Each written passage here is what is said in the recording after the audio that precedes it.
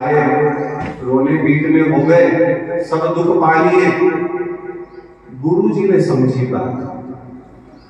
गुरु जी महाराज देखो, भगवान ने जब इस संसार में जीव को भेजा, भगवान हमारा कभी एक काम नहीं करता, याद रखना इस बात को।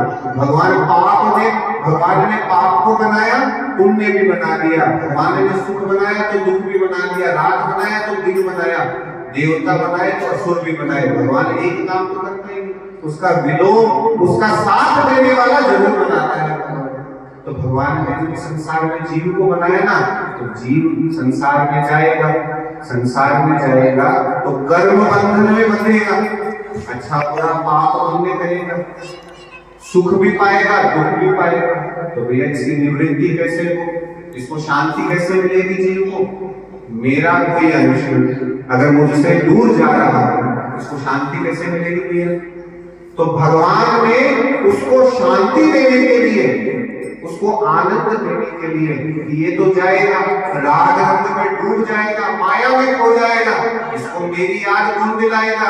इसलिए भगवान ने उसको अपनी याद दिलाने के लिए, अपना मार्ग दिखाने के लिए और सुख देने के लिए संतों को बनाया, गुरु को बनाया। भगवान ने संसार में अपने रूप में गुरु जी महाराज को भेजा।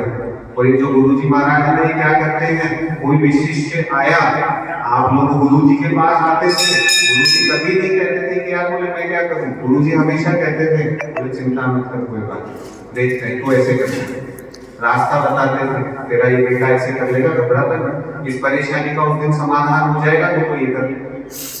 गुरु परेशानी को पहचानता है, रास्ता बताता है। तो आज वही स्थिति उस जनक की सभा में हुई। सबसे पहले विश्वामित्र जी महाराज ने पहचाना कि सारे लोग दुखी हो रहे हैं, सीता जी दुखी हो रही है, जगत जननी दुखी हो रही है, इनको ज्यादा दुखी करना ठीक नहीं है। तब उन्होंने आज्ञा दी।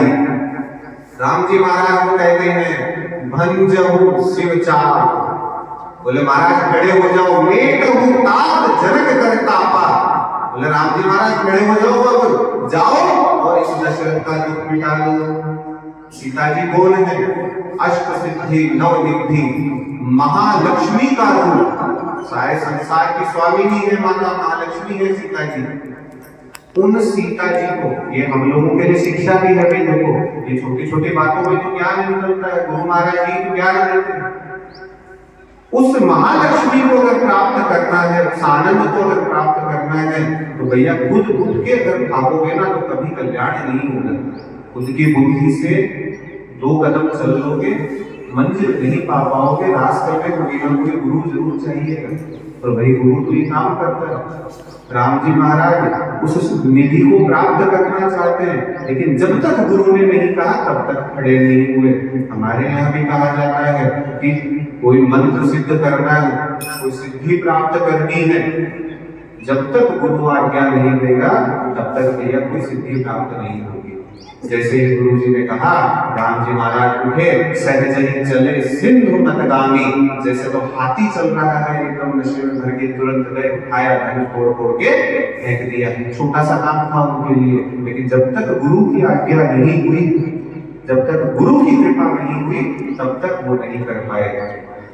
आप सब लोग बड़े भागी हो गए, वास्तव में देख के मन में आनंद आया। और भाई मेरा तो शुभाशीर्वाद आप सब लोगों के साथ में, जो इतने प्रेम से यहाँ बैठ करके अपने सदगुरु का नाम ले रहे हैं, उनका चिंतन मनन कर रहे हैं, ऐसे लोगों को भगवान हमेशा आनंद में रखे। गुरु जी महाराज की कृपा आप लोगों पे बनी रहे। और देखो गुरु तत्व बहुत विशाल होता है।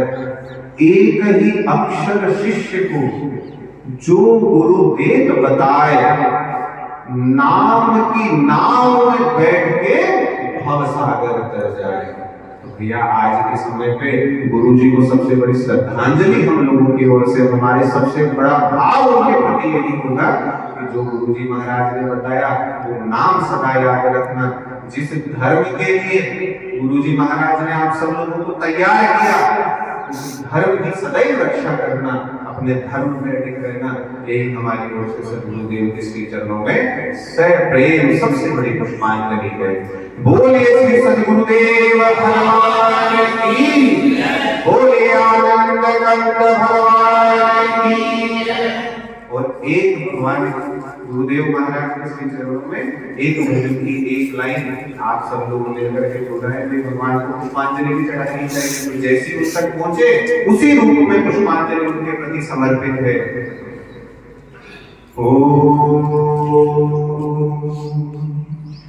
ज्ञान दियो आनंद दियो, अरे ज्ञान दियो आनंद दियो, आपको दियो मिटा, जग की भटकना मिटती, गोविंद दियो मिला। बोलिए श्री सद्गुरुदेव भगवान की। गुरुदाता मारो अब कालो जन्म सुधारो, गुरुदाता मारो अब कालो जन्म सुधारो, गुरुदाता मारो गुरुदाता मारो अब कालो जन्म सुधारो, गुरुदाता मारो अब कालो जन्म सुधारो। नहीं भूलूं मैं यश ठारो, नहीं भूलूं मैं यश ठारो,